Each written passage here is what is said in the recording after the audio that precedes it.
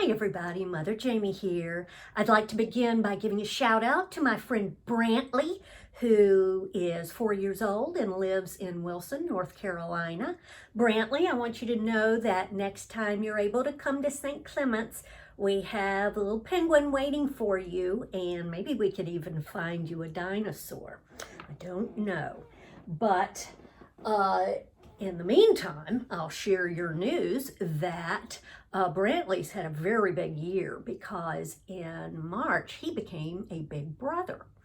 His little sister Millie was born, and Millie is one of 5 grandbabies that have been born to St. Clement's members since the beginning of the year, and all 5 of them are girls, so girl power.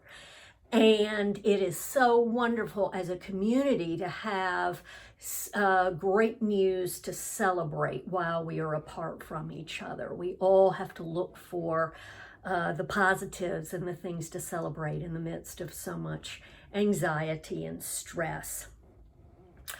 But speaking of anxiety and stress, even though welcoming a new baby into the world is one of life's greatest joys, any woman who's given birth will be quick to tell you that it is not without difficulty.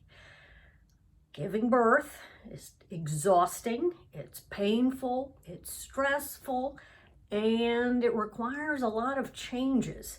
And so even though ushering a new life into the world is one of the greatest joys ever, it's also very, very difficult, and it's important for us to keep that in mind as we consider the new life that may be born in us and around us out of the labor pains of these times.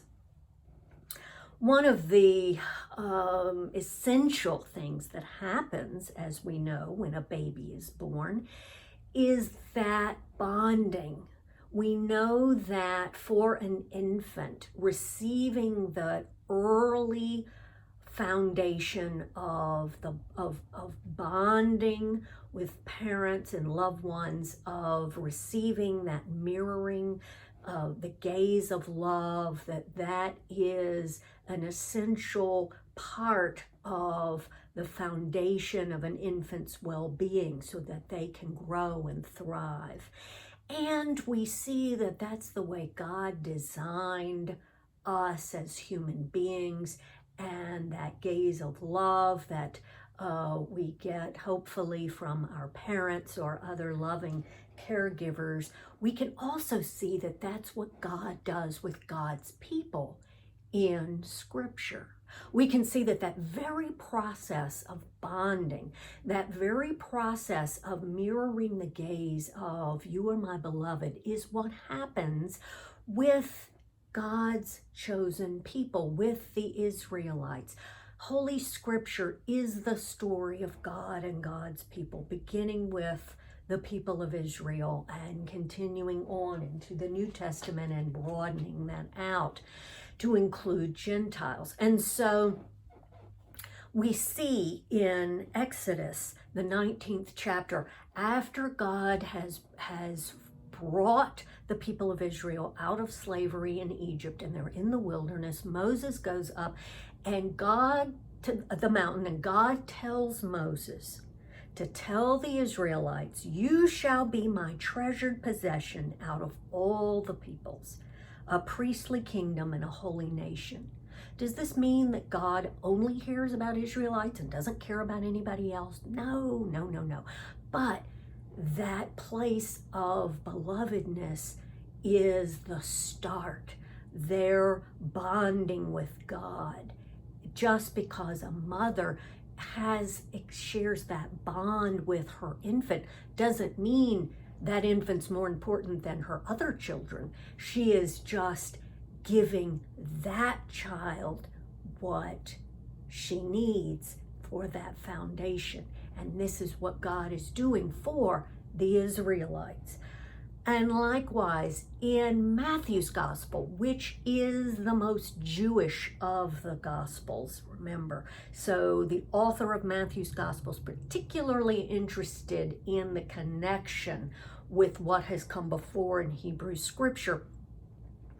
Jesus tells the 12 disciples, don't go to the Gentiles, don't go to the Samaritans, go to the lost sheep of the house of Israel. It just said that they are like sheep without a shepherd. And so this is not to say God doesn't love Gentiles or Samaritans, but remember, the disciples are Jewish.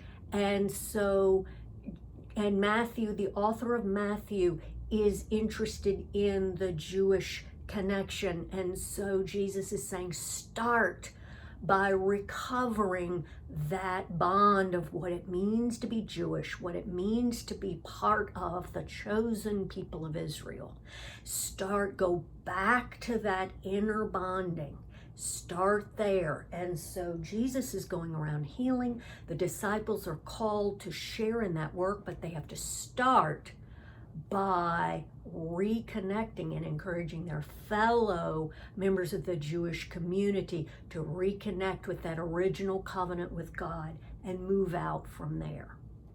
Now, another interesting thing about this 9th chapter of Matthew's Gospel, where the 12 disciples are listed, they are also referred to, and this is the only place in Matthew's Gospel, they're referred to as the apostles. Now, if you're like me, I grew up Catholic, went to Catholic schools, and at some point, probably for my confirmation test in the 8th grade, I had to memorize the 12 apostles. Maybe you did in Sunday school. And so oftentimes when we hear Bible stories or things like the mention of the 12 apostles, rather than thinking of the context in which those 12 people lived, we think of the context in which we learned about them. We may think more about church and Sunday school than we do about the times in which they lived. But I think it bears reminding ourselves, because it is so easy to think, oh, well, that what happened back then has nothing to do with now, and to kind of lose major pieces of the significance of what was happening.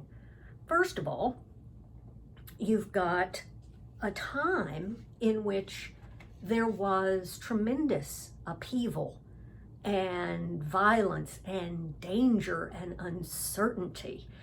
And certainly by the time Matthew's Gospel is written, the temple has been destroyed.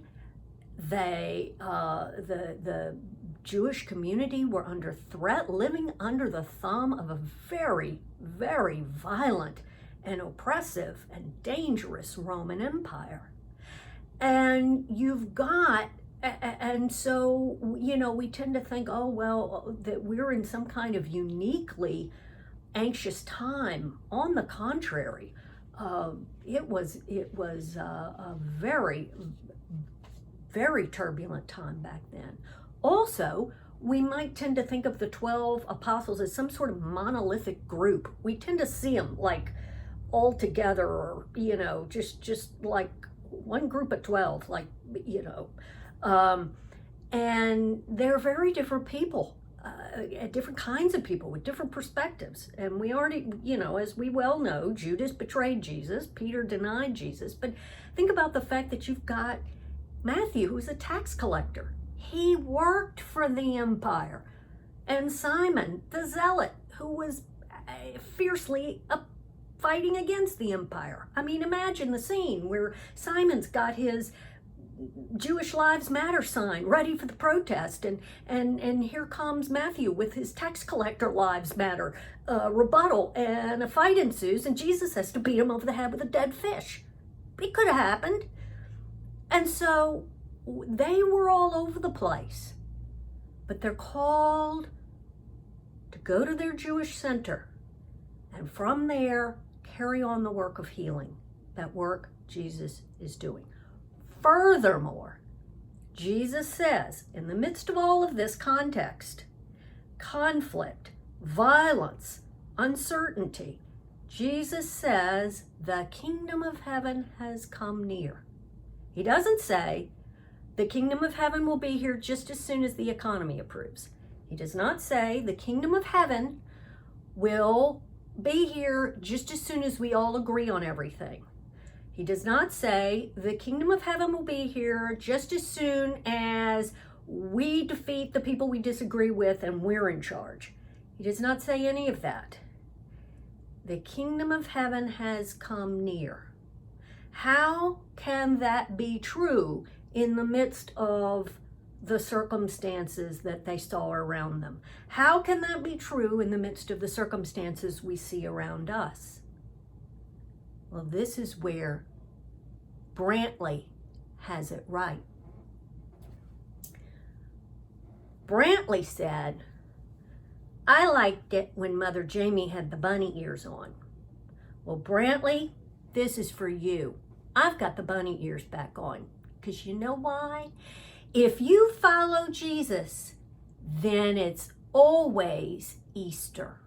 If you follow Jesus, then there is always a reason to celebrate.